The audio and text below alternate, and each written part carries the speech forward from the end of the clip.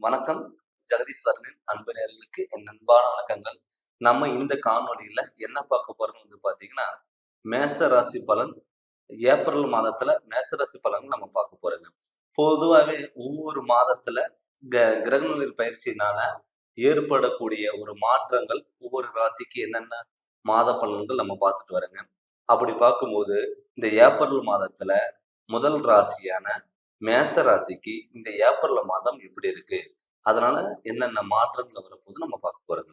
இப்ப பொதுவாகவே மேச ராசிக்காரங்க இப்ப இந்த ஏப்ரல் மாதத்துல கோச்சார கிரகங்கள் பாத்தீங்கன்னா, குரு பகவான் மேச ராசியில குரு பகவானும், புதன் பகவானும், கன்னி ராசியில கேது பகவானும், கும்ப ராசியில சனி பகவானும், செவ்வாய் பகவானும், மீன ராசியில பாத்தீங்கன்னா ராகு பகவானும், சுக்கிரனும், ராகு பகவானும் சுக்கிரன் இருக்குங்க. இது பாத்துட்டீங்கன்னா அந்த கிரக நிலைகளோட கோச்சாரம்ங்கிறது இருக்கு. இப்ப மீன ராசியில பொறுத்தளவு பாத்துட்டீங்கன்னா சூரிய பகவானும் சஞ்சாரம் செய்யறாரு. கிட்டத்தட்ட பாத்துட்டீங்கன்னா மேச ராசிக்காரங்களுக்கு செவ்வாய் அதிபதி உங்க ராசிநாதன் 11ஆம் இடத்துல இருக்காருங்க. அவர் சனியோட சேர்க்கை பெற்று லாபஸ்தானத்துல இருக்காரு. ஏப்ரல் 10ஆம் தேதிக்கு மேல பாத்தீங்கன்னா 11ஆம் இடத்துல இருக்கிற செவ்வாய் பகவான் 12ஆம் இடத்துல விரைஸ்தானத்துல போறாரு. அப்படி போகும்போது என்ன ஆகும்னா ஒரு லாபத்தையும் கொடுக்கும், ஒரு தொழில்ல நல்ல முன்னேற்றங்கள் கொடுத்து 12ஆம் இடத்துக்கு விரையாதிபதி வரும்போது பாத்தீங்கன்னா சுப விரயங்களா மாத்துவார். அப்படி சுப விரயங்களா மாத்தும் போது என்ன ஆகும்னா உங்க ராசியில இருக்கிற புதன் பகவான் ஏப்ரல் 13ஆம் தேதி அன்னைக்கு பாத்தீங்கன்னா வக்கரம் அடைகிறார். அதாவது மேச ராசியில இருக்கிற புதன் பகவான் மீன ராசிக்கு மாறுறாரு. அப்படி மீன ராசிக்கு வரும்போது பாத்தீங்கன்னா உங்களுக்கு நல்ல மாற்றங்கள் கண்டிப்பா கொடுக்கும். ஆல்ரெடி பாத்துட்டீங்கன்னா உங்க ராசியில குரு பகவான் இருக்கிறதுனாலேயே குரு புதன் சேரும் போது ஒரு ஞானக்காரகன் எந்த ஒரு விஷயம் பண்ணாலும் தெளிவான முடிவா எடுக்கக்கூடிய ஒரு சூழ்நிலைகள் கண்டிப்பா இந்த மாதத்துல இருக்கும். 2ஆம் அதிபதி பாத்தீங்கன்னா சுக்கிர பகவான். இப்ப இந்த சுக்கிரன் பாத்துட்டீங்கன்னா உங்க ராசிக்கு 12ஆம் இடத்துல மீன ராசியில உச்சம் பெற்றிருக்காரு. அப்படி மீன ராசியில உச்சம் பெறும் பொழுது உங்களுக்கு இந்த ஏப்ரல் மாதத்துல குடும்பத்துல பாத்தீங்கன்னா நல்ல விசேஷங்கள், பொருளாதாரத்துல ஒரு முன்னேற்றங்கள், இழந்த செல்வங்களை மறுபடியும் மீண்டு வருவதற்கான வாய்ப்புகள் அதிகம்.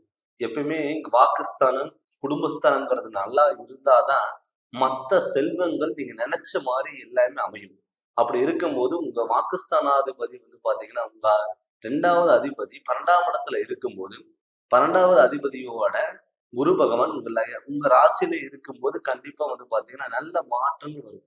அது இல்லாம பாத்துட்டீங்கன்னா உங்க ராசிக்கு 12ஆம் இடத்துல புதன் வக்கரம் அடையும் போது அது இல்லாம பாத்தீங்கன்னா 11ஆம் இடத்துல இருக்கிற உங்களுடைய ராசி அதிபதி உங்களுக்கு விரைஸ்தானத்துல 12ஆம் இடத்துல வரும்போது பாத்தீங்கன்னா இந்த கிரகங்களின் பயிற்சியினால இந்த மாதத்துல பாத்துட்டீங்கன்னா ஒரு முக்கிய முடிவுகள் எடுக்கக்கூடிய ஒரு வாய்ப்புகள் இருக்கு. கிட்டத்தட்ட 2-3 மாதத்துல பாத்துட்டீங்கன்னா ஒரு முடிவெடுக்க முடியாம குழப்பத்துல இருந்திருப்பீங்க, தடுமாற்றங்கள் கொடுத்திருக்கும்.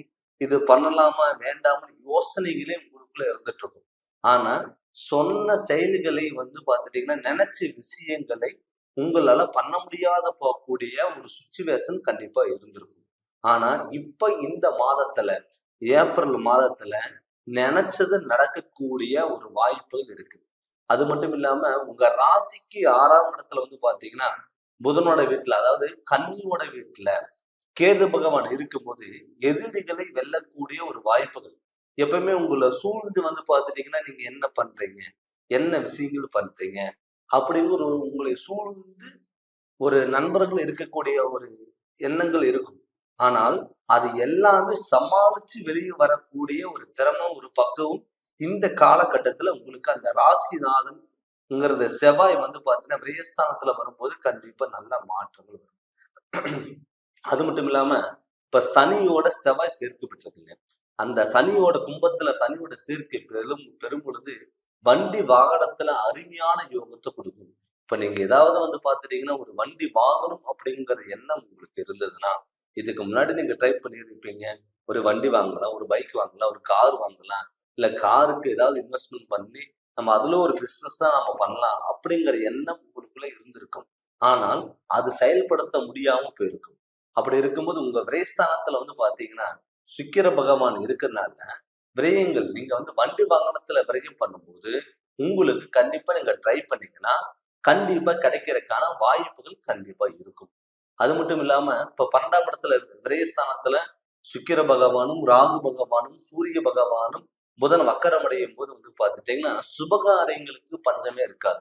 ஒரு சுப நிகழ்ச்சிகள் நடக்கிறதுக்கு வாய்ப்புகள் இருக்கு. ஏன்னு கேட்டீங்கன்னா விரயஸ்தானத்துல ஒரு 4 கிரகங்கள் உட்கார்ந்து இருக்கும் பொழுது நம்ம வந்து சுப விரயங்கள் வீட்டுல ஒரு நல்ல காரியங்களுக்கு நீங்க ஸ்டெப் எடுத்தீங்கன்னா அது நடக்கக்கூடிய ஒரு வாய்ப்புகள் இருக்கும். நல்ல காரியங்கள் எதுனா ஒரு திருமணம் பண்றது, ஒரு வீடு கட்டுறது, பழைய வீடு ஆல்ட்ரேஷன் பண்றது, இதெல்லாம் வந்து பாத்துட்டீங்கன்னா ஒரு சுப நிகழ்ச்சிகள். அந்த சுப நிகழ்ச்சிகள் நீங்க பண்ணக்கூடிய ஒரு வாய்ப்புகள் இருக்கு. இதுக்கு முன்னாடி நீங்க திருமண பேச்சு எடுத்திருந்தீங்கன்னா தடங்களா இருக்கும், தடுமாற்றங்கள் கொடுத்திருக்கும். அது வந்து வீட்டுல ஒரு சுபகாரியங்கள் பேச்சு எடுத்தாவே வந்து பாத்துட்டீங்கன்னா மனக்கவலைகள் இருந்திருக்கும். இப்ப இந்த காலகட்டத்துல அது எல்லாமே சரி செய்யக்கூடிய ஒரு வாய்ப்புகளா இந்த ஏப்ரல் மாதம் இருக்கும். அப்படி அந்த ஏப்ரல் மாதத்துல நீங்க இது முழுமையா நீங்க பயன்படுத்திக்கோங்க. அட்லீஸ்ட் வந்து பாத்துட்டீங்கன்னா நீங்க பேச்சுவார்த்தையில பேசுறீங்கன்னா அது கன்ஃபார்மா இருக்கக்கூடிய ஒரு என்கேஜ்மெண்டே நடக்கக்கூடிய ஒரு வாய்ப்புகள் கட்டாயம் இருக்கும். அதனால திருமணம் ஆகாதவங்களுக்கு கட்டாயம் திருமணங்கள் நடக்கும். அது மட்டும் இல்லாம தொழிற்ஸ்தானத்துல உங்களுக்கு ராசிக்கு 10ஆம் இடம் வந்து பாத்தீங்கன்னா மகரம். அதுல சனி வந்து பாத்தீங்கன்னா 11ஆம் இடத்துல ஜென்மசனியாவும் இருக்காரு. அப்படி இருக்கும்போது வந்து பாத்தீங்கன்னா தொழில்ல நல்ல முன்னேற்றங்கள் இருக்கு. கிட்டத்தட்ட வந்து பாத்துட்டீங்கன்னா ஒரே இடத்துல ஒர்க் பண்ணிட்டு இருப்பீங்க. திடீர்னு உங்களுக்கு ஒரு ஆஃபரா வந்து அந்த இடமாற்றங்கள் வரலாம். அந்த இடத்த விட்டுட்டு மறுபடியும் இன்னொரு இடம் சேஞ்ச் அதை விட நல்ல பெட்டரான இடம் கிடைக்கிறதுக்கான வாய்ப்புகள் இருக்கலாம். அதனால வந்து பாத்தீங்கன்னா தொழில நல்ல முன்னேற்றங்கள் இருக்குங்க. வெளியூர் பயணங்கள், வெளிநாட்டுல வந்து நல்ல வேலை, இல்ல வெளிநாட்டுல இருந்து சொந்த ஊருக்கு வர்றதுக்கான ஒரு வாய்ப்புகள், கவர்மெண்ட் ஜாப் இதெல்லாம் கிடைக்கிறதுக்கான ஒரு வாய்ப்புகள் இருக்கு. அதே மட்டும் இல்லாம உங்களுக்கான ஒரு அங்கீகாரமும் கிடைக்கக்கூடிய ஒரு வாய்ப்புகளா இருக்குங்க. ஏன்னு கேட்டீங்கன்னா இத்தனை நாள் நம்ம ஒர்க் பண்றோம், எந்த ஒரு நமக்கு ஆப்பர்ச்சுனிட்டியும் இல்லை, ஒரு நல்ல பேர் இல்லை, எவ்வளவுதான் நம்ம ஒர்க் பண்ணாலும் நமக்கான ஒரு அங்கீகாரம் ஒரு பாராட்டுகள் இல்லை அப்படின்னு நீங்க மனசுக்குள்ள பல கவலைகள் இருந்தாலும் கூட அது வந்து பாத்தீங்கன்னா இந்த மாதத்துல உங்க ராசிநாதன் 12ஆம் இடத்துக்கு வரும்போதும் லாபஸ்தானத்திலையும் இருக்கிறதுனால உங்களுக்கு நல்ல வாய்ப்புகள் தேடி வரும். அந்த வாய்ப்புகள் நீங்க முழுமையா பயன்படுத்திக்கோங்க. கணவன் மனைவிக்குள்ள என்னதான் கருத்து வேறுபாடு இருந்தாலும் அது வந்து பாத்தீங்கன்னா ஒரு சமசீரான வந்து பாத்தீங்கன்னா ஒரு சமமான நிலையா இருக்கிறதுனால கொஞ்சம் எந்த ஒரு விஷயமா இருந்தாலும் விட்டு கொடுத்துட்டு போங்க. ஏன்னு கேட்டீங்கன்னா இப்ப உங்க ராசியிலே வந்து பாத்தீங்கன்னா புதன் பகவானும் குரு பகவான் 2 சேர்ந்து இருக்கு. அப்படி புதன் பகவானும் குரு பகவானும் சேர்ந்து இருக்கும் போது வந்து பாத்தீங்கன்னா ஒரு முடிவு எடுப்பீங்க. ஆனா அது செயல்படுத்த முடியாம போகலாம். ஆனா அந்த முடிவு வந்து பாத்தீங்கன்னா இது கரெக்டான காலகட்டத்துல இது நீங்க கரெக்டா நீங்க பயன்படுத்தும் போது கண்டிப்பா உங்களுக்கு நல்ல மாற்றங்கள் வரும். அதனால இந்த ஏப்ரல் மாதம் கிரகநிலைகள் கோச்சாரப்படி உங்களுக்கு அற்புதமான பலன்கள் கண்டிப்பா கொடுக்கும். அது மட்டும் இல்லாம நம்ம என்னதான் கிரகநிலைகளோட கோச்சாரப்படி நம்ம பார்த்துட்டு புது பலனா பார்த்தாலும் கூட தன்னுடைய சுய ஜாதகத்துல நடக்கக்கூடிய திசாபுத்திகள் எப்படி இருக்கு, இந்த கிரகநிலையினால நம்ம ஜனன ஜாதகத்துல கிரகநிலைகள் நமக்கு சப்போர்ட் பண்ணுதான். இப்ப நடக்கக்கூடிய திசைகள் வந்து யோகமான திசையா இல்ல மாரகாதிபதி திசையா அப்படிங்கறத நம்மளுடைய சுய ஜாதகத்தை நம்ம பார்த்துக்கணும். எப்பவுமே நம்மளுடைய சுய ஜாதகம் நமக்கு சப்போர்ட் பண்ணிருச்சுன்னா கோச்சாரப்படி கிரகநிலைகள் என்னதான் நெகட்டிவா இருந்தாலும் கூட நம்ம சுய ஜாதகம் நமக்கு சப்போர்ட் பண்ணும். அதனால உங்களுடைய ஜாதகத்துல நடக்கக்கூடிய கிரகநிலை அமைப்பு எப்படி இருக்கு, நடக்கக்கூடிய திசா புத்திகள் எப்படி இருக்கு அப்படின்னு ஜோதிடர்கள்ட்ட கேட்டு நீங்க தெரிஞ்சுக்கோங்க. நீங்க ஜாதகம் பார்க்கணும்னு சொல்லி விருப்பப்பட்டீங்கன்னா கீழே வர வாட்ஸ்அப் நம்பருக்கு உங்களுடைய ஜாதகம் அனுப்பி விட்டுட்டு ஃபோன் பண்ணி கன்சல்ட் பண்ணுங்க. கண்டிப்பா உங்களுக்கு நல்ல விளக்கங்கிறத தரேங்க. இந்த சேனல் நீங்க ஃபர்ஸ்ட் டைம் பாக்குற மாதிரினா சப்ஸ்கிரைப் பண்ணுங்க, பெல் பட்டன் டச் பண்ணுங்க, உங்க நண்பர்களுக்கு ஷேர் பண்ணுங்க. நன்றி, வணக்கம்.